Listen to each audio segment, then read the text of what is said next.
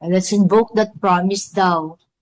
Revive first the kingdom and seek his righteousness. And all these things shall be added unto us. Yada, mga kapatid.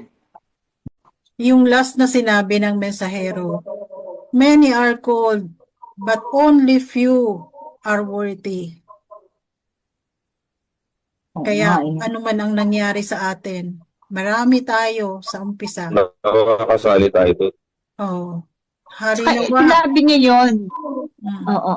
Right after nasabihin niya mga kamag-anak mo, di ba, yung mga pamilya mo. But pero sabi niya nga, many are called.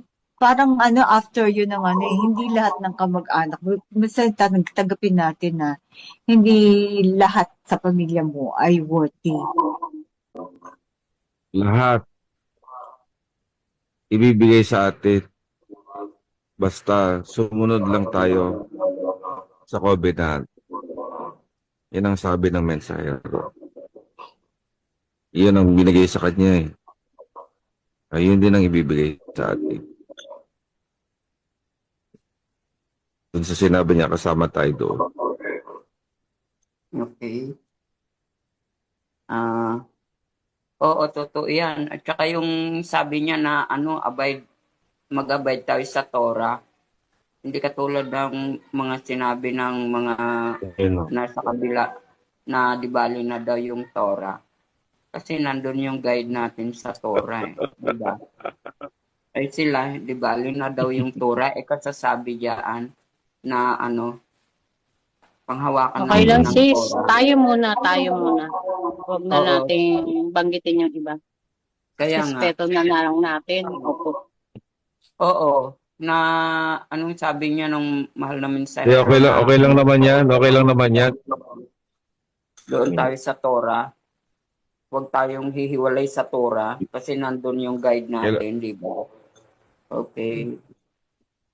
Ano pa ang Kailangan kasing ipilit yun. Kailangan kasing ipaalala palagi. Oo. Okay. Paano na sila? Gusto lagi may milagro. Gusto lagi may milagro. Gusto lagi merong ayuda. Ayan. Pakinabangan. Hindi nagpo-focus. Oo, yung kapakinaw. Yun ang right na salita. Kapakinabangan. Yun ang mabigat. Kaya nga eh. Ang liwanag pagkasabi niya doon eh. Huwag iiwanan ng Torah kasi nandun yung guide natin.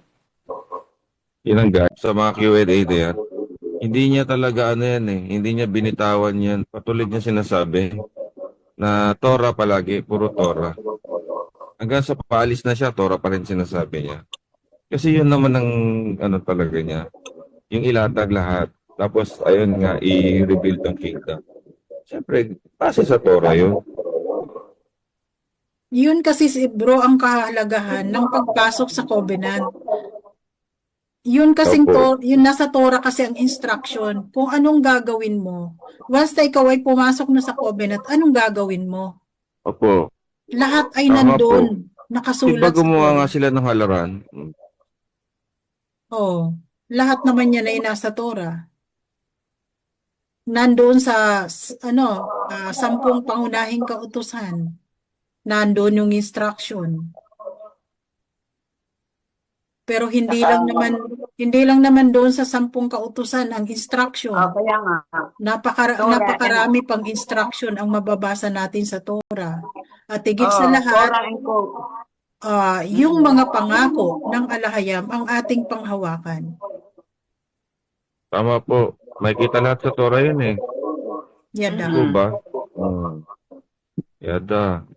Torah and Covenant will go hand by hand. Yun, Torah and Covenant. Opo.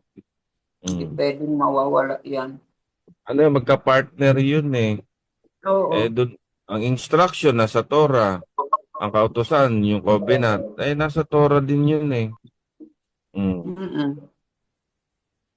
Pati mga kamalian, nandun din. History kasi yung Torah. Kaya di pwedeng isang tabi yun.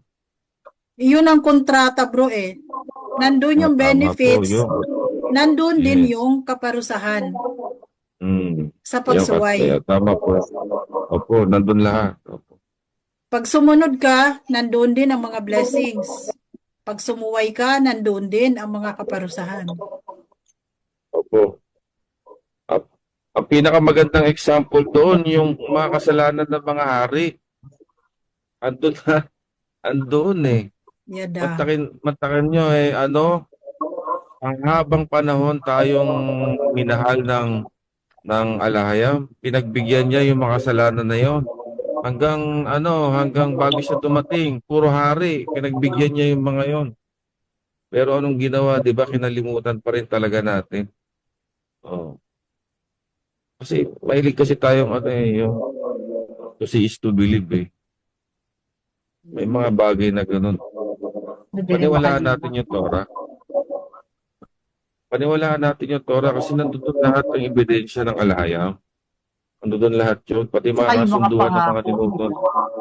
Tsaka yung kasunduan ng ating mga ninuno. Huwag natin kalimutan yung kasunduan nila. Ay kasunduan natin. Kasi ang Sabi nga kasunduan naman sa ay, Hebrew, 'di ba, from generation to generation. So Yes po. tayo ay generation pa rin ng mga ninuno natin na nagkaroon ng kasunduan sa alahayam.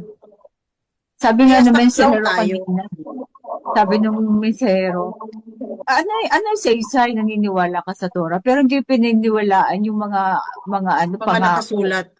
yung mga pangako, yung mga di ba? Dapat paniwalaan may pangako kasi tayo kasi kung immediate na nangako ka, ibabalik lahat ang yung mga karangian dati, pero hindi ka niniwala, parang hindi mo naman nakikita. Nakasulat yun. Kung naniwala ka sa Torah, maniwala ka din sa mga pangako niya. Parang ganun yan. Sabi ng mesero, di ba? Parang wala say-say naman yun. Kung naniniwala ka sa Torah, pero hindi pininiwala yung mga pangako, mga kasunduan. So, ganun kasunduan talaga eh. Mga promises. Then, isa pa natutuwa ako kasi yung lagi inulit-ulit na ang pinakamaliit sa atin o pinaka-insignificant ay mas nakahihigit kay John the Baptist. Diba binabasa lang natin si John the Baptist noon, pero ibig sabihin kung sino Hindi yung pala. kung ikaw ba taga-ano lang dyan, Taga-walis. taga-walis, diba? Taga-hugas ng pinggan, mas nahihigitan mo pa si John the Baptist kasi kahasama ka sa pagbubuo ng kaharian, pagre-revive. So, napakapalad natin.